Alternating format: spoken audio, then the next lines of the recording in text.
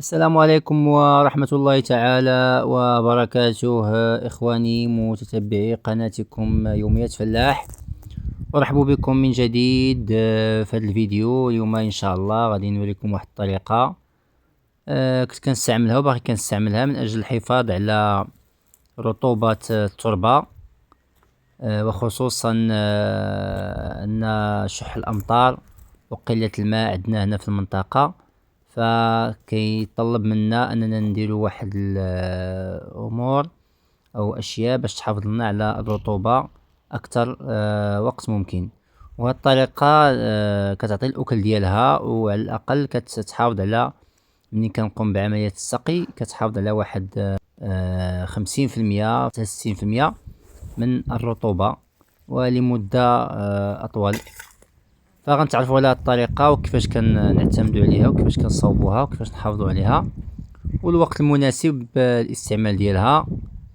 فما تمشيوش بعيد ونرجع لكم بعد هذا الفاصل. فكيف كتشاهدوا فهذه واحد الكومة من القش من النباتات اليابسة. بعد ما كنجمعهم من كينسالي فصل الربيع كنقوم بقطف او حش هاد النباتات وكنوضعها في الجانب في انتظار ارتفاع درجة الحرارة، يعني ابتداء من شهر 6. وديك الساعة كنقوم بتكديسها وتكويمها وتكديسها بهذه الطريقة هذه حول جذوع الشجر، وكنوضع عليه حجار ولا بنوات بحال اللي عندي انا داير هنايا، غير من اجل باش هاد الكومة من النباتات ما تطيرش مع الريح. الا جات الريح ولا هذا يبقى في المكان ديالو ثابت.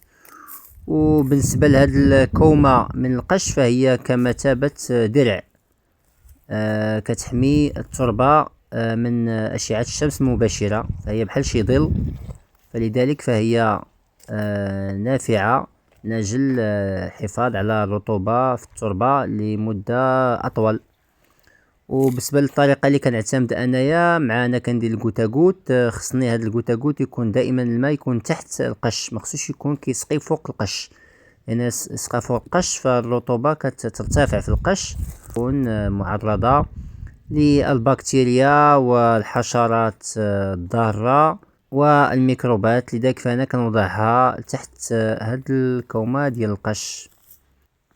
وفي الاخير نتمنى ان يكون الفيديو عجبكم واستفدتم منه، والتقيكم في فيديو قادم بحول الله. وما تنساوش الدعم ديالنا بالاشتراك والضغط على الاعجاب. والسلام عليكم.